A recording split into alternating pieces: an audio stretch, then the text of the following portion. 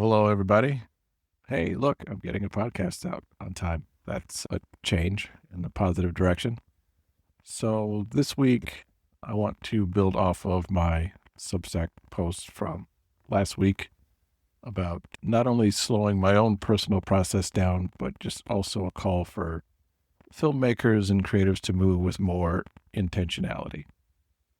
I think right now we are witnessing a time frame where it seems like everything is moving way too fast, all in very bad ways, not just in the government, but also just especially the film industry in general. Just seems like things are moving and changing at a speed that we just can't keep up with. And I don't know about you, but it's personally just making me feel just a little bit tired, a little bit overwhelmed. There's lots of different opportunities and platforms out there, and it just feels like our attention is just pulled in so many different directions that it's beginning to be hard to know where to focus. So I think something that we can do, especially in this country, is just slow down and make time for more intentionality, exploring our thoughts more, researching more, refining more, not feeling the need to be constantly doing something and putting ourselves out there. Because I know that especially with the way that social media platforms have been since the beginning, it seems like the more volume, the better. But at least something that I want to do is take time to try to have more impact, try to make things that I'm putting out there better so they can have more of a hold. And I think that can only come with intentional thought. And maybe, especially when it comes to social media platforms, maybe that means posting on less of them. Maybe that means posting less. Maybe that means creating less. Maybe that just means being quieter for a little bit of time so we can actually get our thoughts together and know what it is that we want to say, how we want to say it, and who we want to say it to. Because I think, again, the way that we've been ingrained with American capitalism, it's just counterintuitive to any kind of art that has meaning. And really, just the way that we interact with each other. Think about, I remember living in Denmark and then being here. One of the shocks was everybody asking, what is it that you do?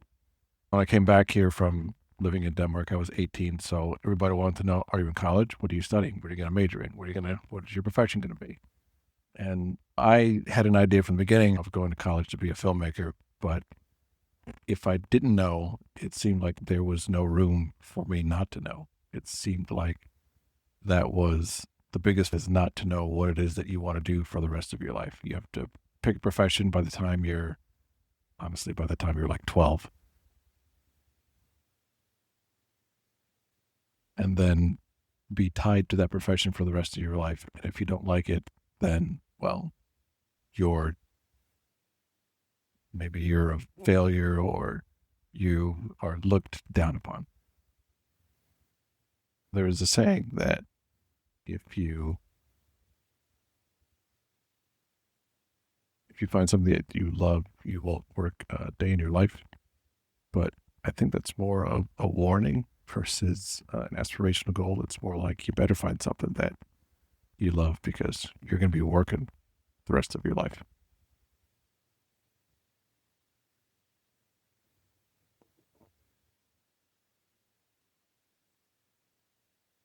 So there's not really room or time for more experimentation or exploration.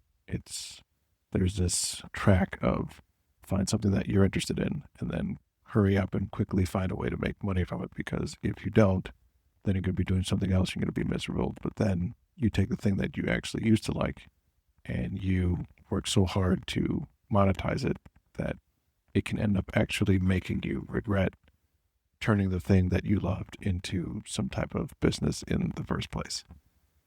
So part of what I'm encouraging other people to do at this moment that I'm going to be doing for myself is taking the time to move slower, not be in such a rush to not only just monetize things, but just always be doing something take more time to make something so that way you actually care about it and you're putting it out there in a way that you're happy to be sharing it and putting it out there versus just trying to use it to make your quarterly numbers or make sure that it makes them as much money as you think it should.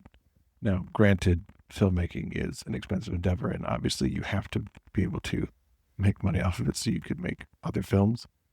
But if money is the primary driver, then that bleeds into the rest of the process. What I'm advocating for is just for everybody to slow their individual processes down and really think about what it is that you want to say, what it is that you want to do, and how you want to move through not only the digital world, but just the world in general. We always go that we don't really have time to think.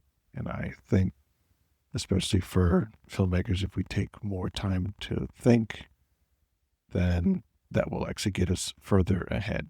When you put something out there that shows that you really put a lot of thought and time into this, I think that resonates more versus just constantly putting out thoughts and ideas out there. Now, there are places where you can put out plenty of your thoughts and ideas, and I do encourage people to do that, but save some space to take a little bit of a step back before you just start moving. I know the old saying is build the plane while you're flying it, but if we know anything about that, if you build a plane while you're flying it, it crashes. So I think that metaphor can be thrown away.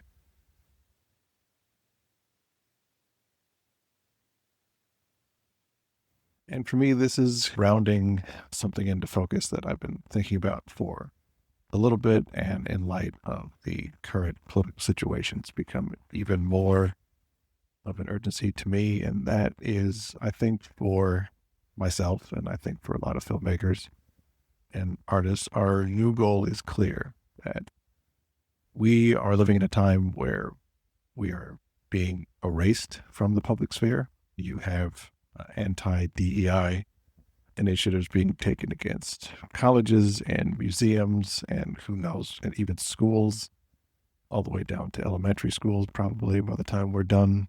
I wouldn't be surprised if there were movies and books that were banned. So being that we work in a medium that can be shared easily in modern times and can live forever, our job is to essentially become archivists.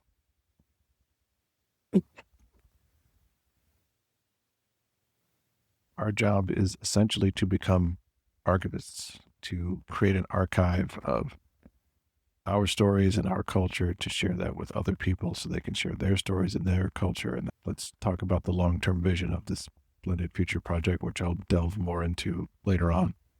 And that's to create an archive where we can all share and learn from each other. There's two polarizing thoughts that are happening in our current moment.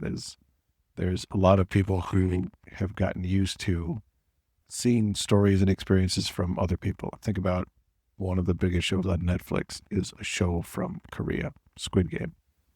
It's in Korean, doesn't try and translate any Korean culture. It just presents it as it is and lets you catch up. And we've gotten used to that. And there's a lot of people who like that. They want to continue that. And they want to know more. And then there's the other side, which is saying these are the people that you should know about, and you should only know about these people, which is essentially white male Americans. Part of the thing about the anti-DEI measures is they're erasing women and differently abled people from having their contributions be known in the public sphere. But we know that the best way to move not only a culture, but just humanity forward is for everybody to share their ideas and to have a bunch of different kinds of thoughts and experiences and figure out what's the best way to move forward. So those are the two polar opposites that are fighting against each other. And even though one has power now, if we as filmmakers become archivists and just keep archiving and sharing our power will be greater in the future. And that's where positioning this company that I started to be.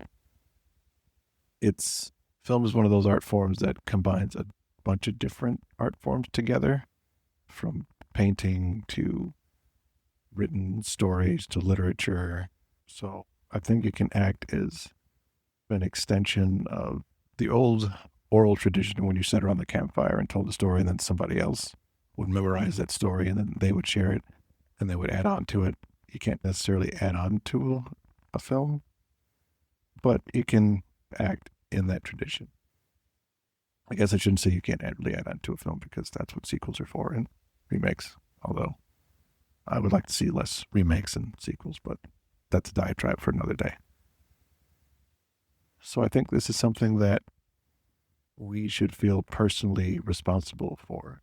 This goes beyond just stories of race and class and nation. Our stories are human stories. It's about how we relate to each other.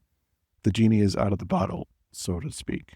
We all know different kinds of people that exist, and we've seen their stories and we know about them. We are curious about them, and there's not really going back to the way that it was.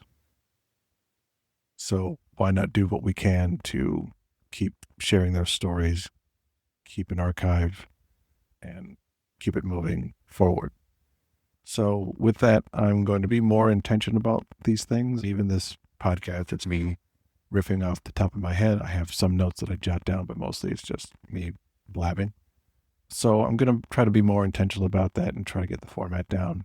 I may even add a video element to it. We'll see how that goes once I set up the camera and see how that looks. But definitely, as I wrote before, the article is going to be coming out on a bi-weekly basis, and they're going to alternate with this podcast also on a bi-weekly basis. And I would like to still continue the practice of having the podcast be more of an expansion of thought on the article, maybe like a little bit of a recap and then an expansion on it.